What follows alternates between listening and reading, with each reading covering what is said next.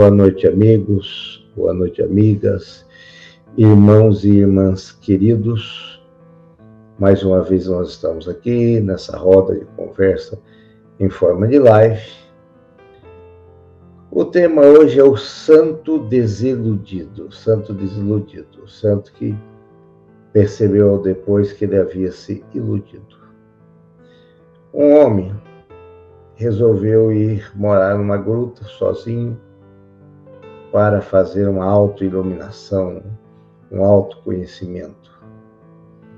E ficando lá, as pessoas começaram a procurá-lo, porque entendiam que ele era um santo homem. Começaram a procurá-lo para negócios, procurá-lo para situações amorosas e assim por diante. E já fica aqui, antes de entrarmos na lição, uma outra mensagem. Santo aqui não tem. A igreja canoniza, mas canonizou homens. Emmanuel diz, não viva uma vida de anjo aqui na terra, porque não é um local apropriado para anjo. E a gente às vezes acha que aquela pessoa ou aquela outra pode nos guiar, o que não é verdade. Nós somos dotados de livre-arbítrio, então ninguém vai nos guiar no sentido absoluto da palavra. Esse ermitão, esse sujeito que homiziou nas cavernas, já não era santo de largada, já não era santo. Por quê? Um santo, um espírito puro, a guisa de exemplo único que pisou a terra até hoje, que foi Jesus, ele não chamava para si o título de santo. Tanto que quando foi indagado, vós sois bom, ele disse, bom é o Pai. Vós sois mestre, disseste o bem, mestre eu sou. Olha como é interessante a gente observar isso. Então, esse momento desse indivíduo que nós estamos falando aqui, que se colocou na postura de um santo, o equívoco era manifesto. Ele não observou isso. Ele achou que tudo era, digamos assim, uma santidade total. Chegou até ele um comerciante, dizendo, olha, eu vou abrir mais lojas, eu vou conseguir mais situações favoráveis, ou vou dar emprego a mais pessoas. Aí o santo disse, não faz isso. Isso é apego. Você não deve fazer isso. Fica aqui e ora comigo para te livrar desse problema do apego.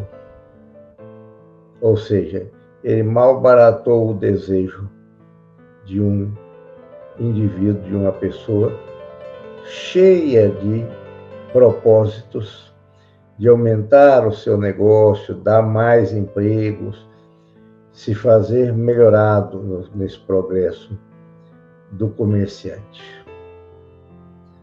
Aí veio um casal muito jovem, falando do que eles estavam à beira de fazer, que era se casarem, e que com isso constituiriam família. O nosso santo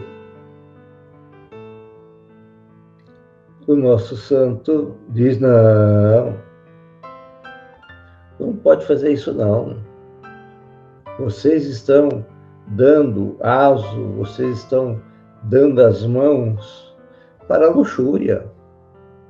Venham aqui, orem, para que vocês não levem à frente esse plano.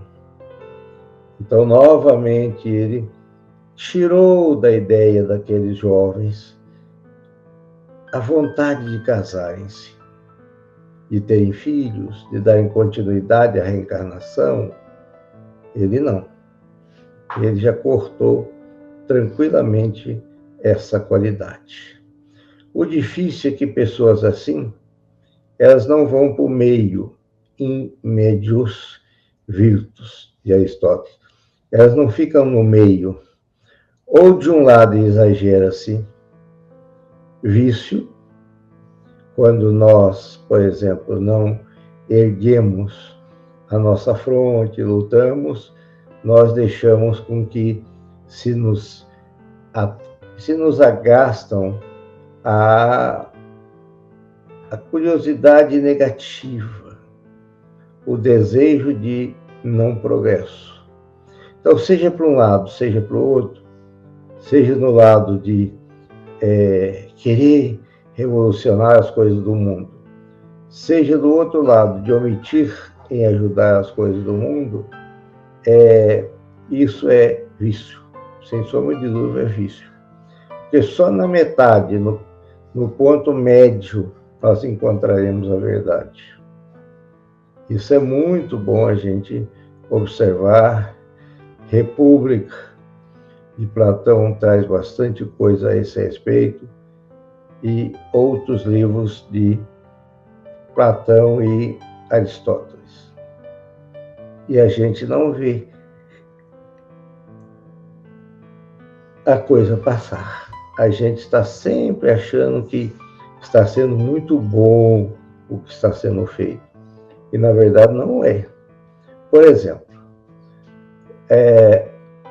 a virtude de uma coragem, a virtude de um agir é a coragem.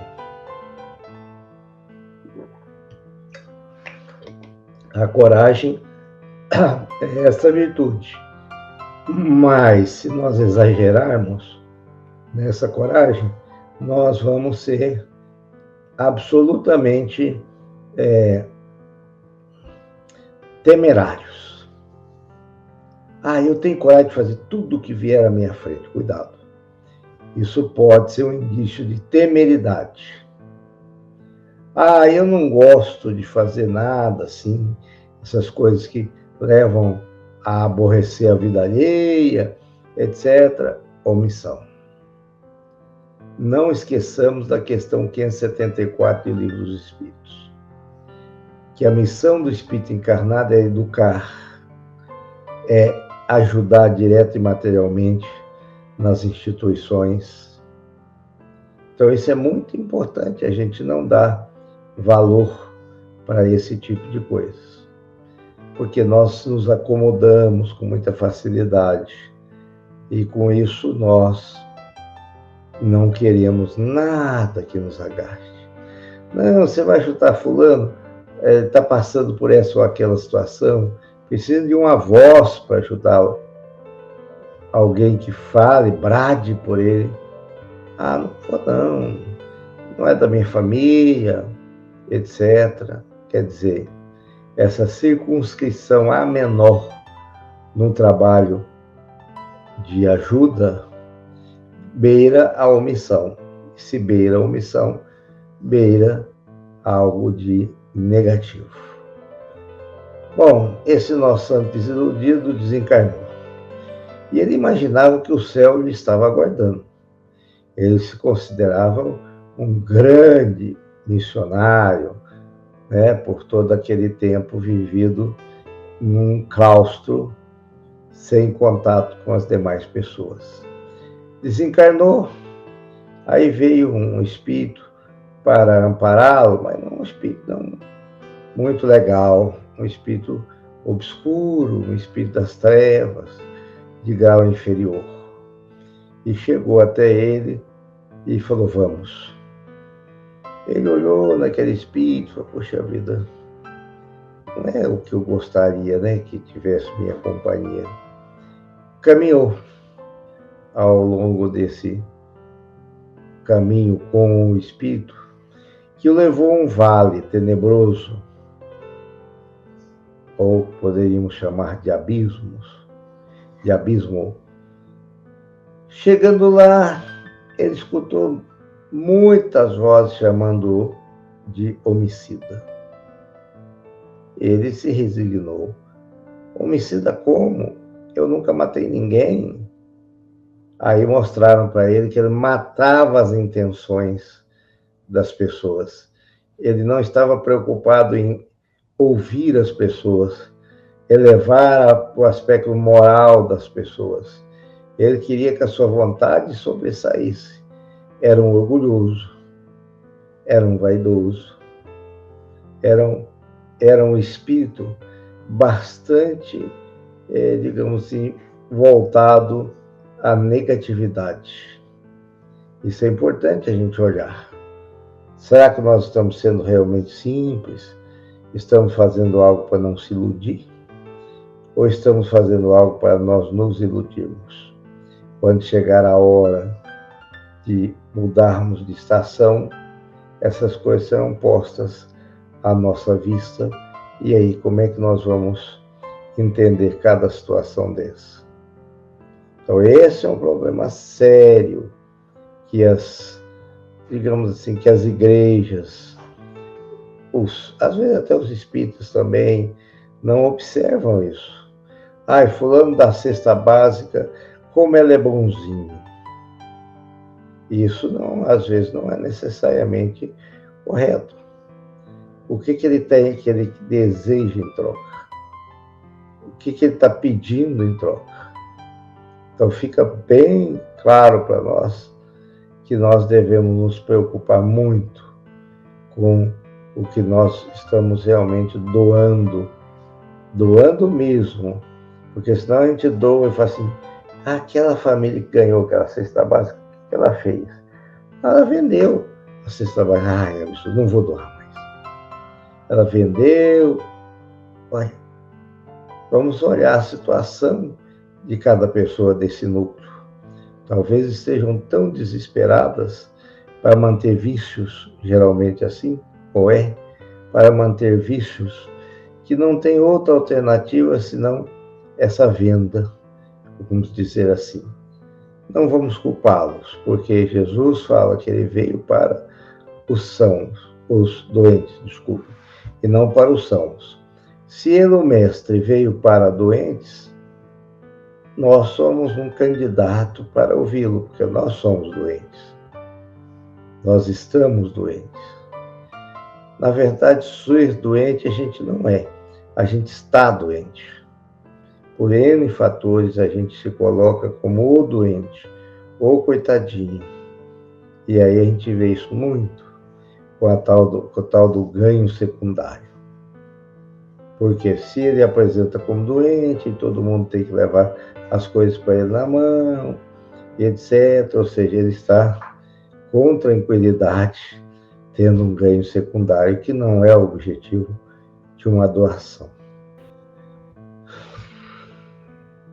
Jesus, espíritos amigos aqui presentes, vamos pedir pela Maiandra, filha da Dalzotto, pedir para a Dona Ana Maria Talon, pedimos pela Rosângela Torres e por todos aqueles que vierem assistir a nossa live horas ou meses depois, que tenham em seu coração a leveza do carinho de Jesus, do amor do nosso mestre amigo. E nós aqui também, eu e outros tantos que estamos aqui à frente da live, possamos nos sentir bem melhor. Que assim seja.